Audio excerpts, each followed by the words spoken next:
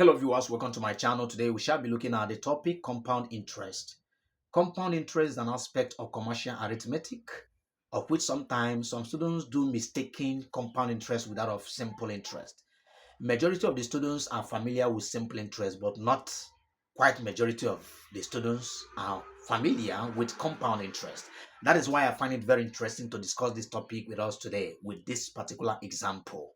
All right, so simple interest has to do with just simple amount earned for depositing or borrowing a certain amount of money either at the end of the month or at the end of the year. Whereas the compound interest has to do with accumulated interest over several months or several years. We're going to be seeing the example from the question we have on the board, of which I'll be using two different methods in solving this particular question. I will use the step-by-step method as well as the formula method in resolving this particular question. Now, let's get started. The question says, calculate the compound interest on $800 for 2 years at 5% per annum. That is exactly what the question says. Now, let's bring out the facts that we have here. First, we have the principal. The principal is the initial amount that is being deposited. This is the amount you have probably maybe in that your bank account, or that you lent to someone, or that you borrowed from someone. All right, so the principal amount, which I represent with letter P, is $800, of which the time is signified with years. So time is 2 years. So the interest will be accumulated over 2 years. Then we have the percentage here, 5%, which represent the rates. The rate is 5%.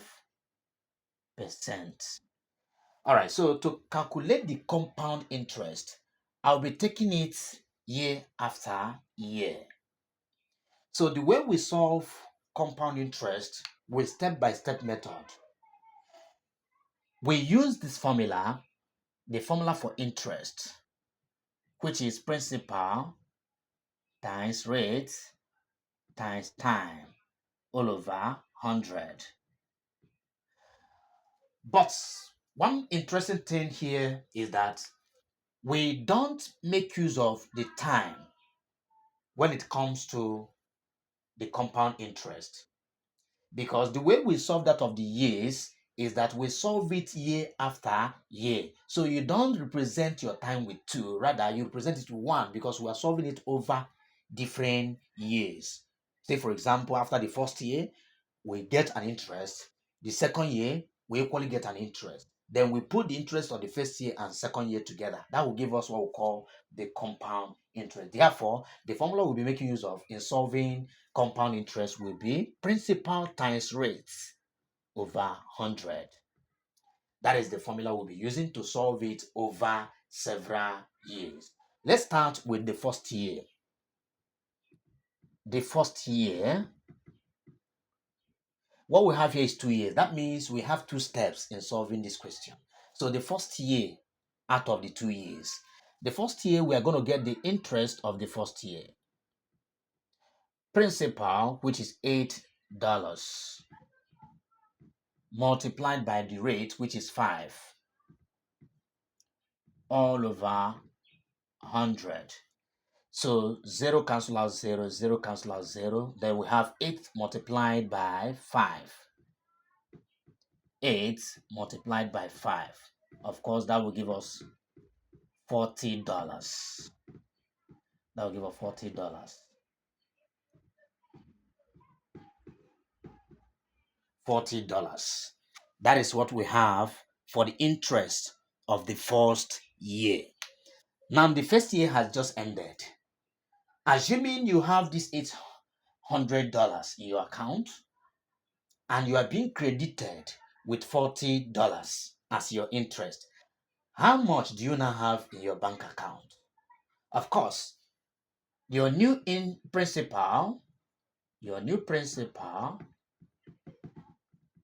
new principal will now be the initial amount you have which is $800, plus the interest that is being credited in your account, which is now $40.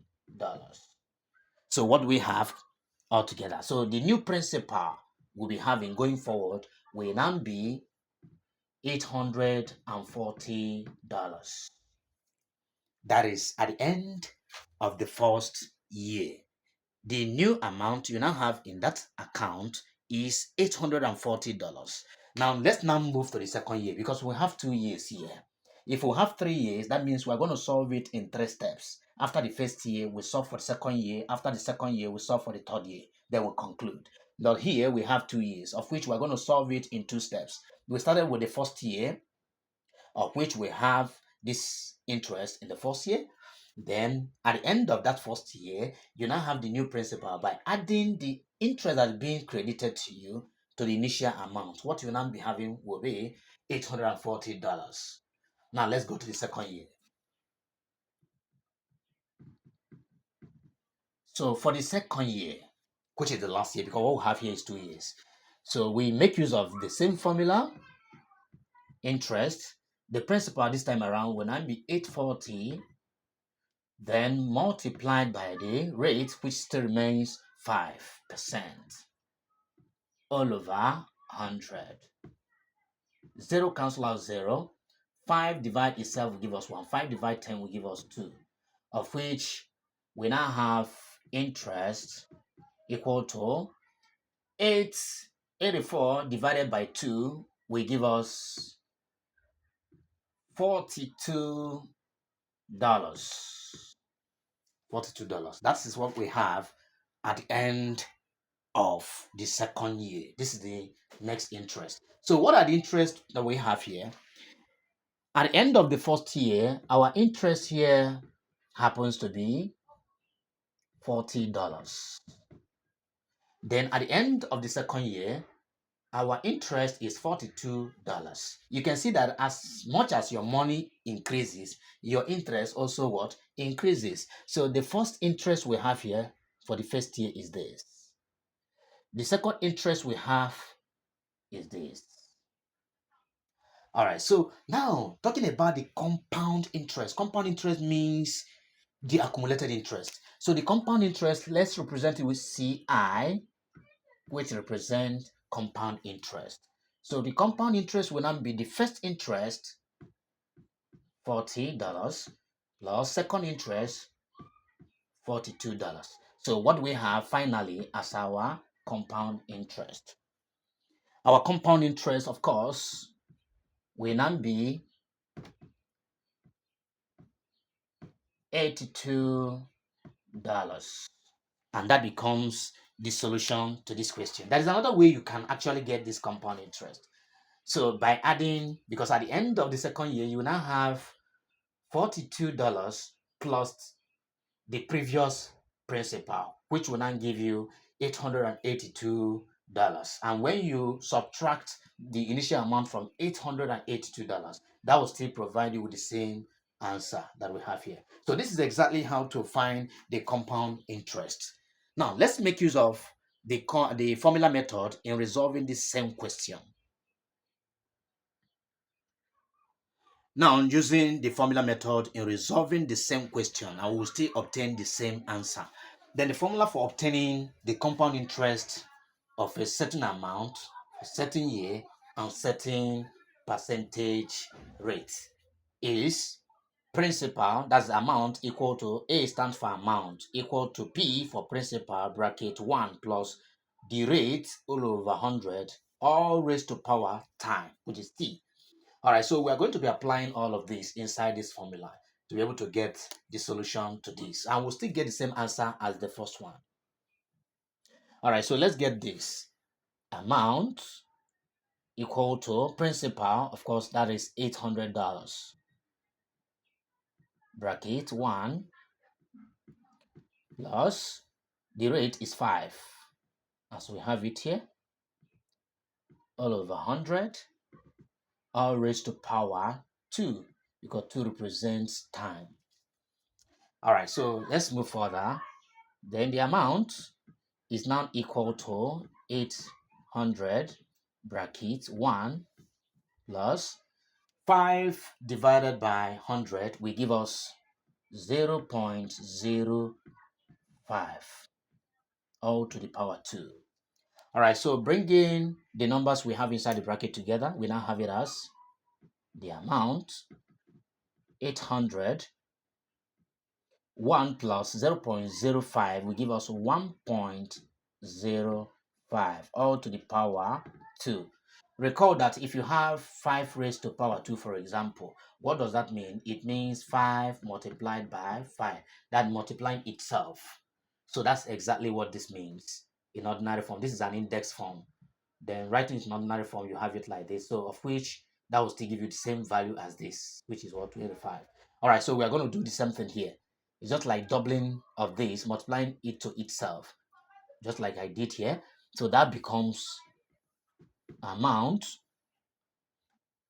is equal to 800, then multiplied by 1.05 multiplied by 1.05, just like I did here, because when we square it, it still means the same as this. So what we have, or you press in your calculator, it will look like this in your calculator, 1.05. There is a symbol that looks like this. You press it and press 2. When you press equal to, what you have, punch it in your calculator, of which you'll be having 1.1025.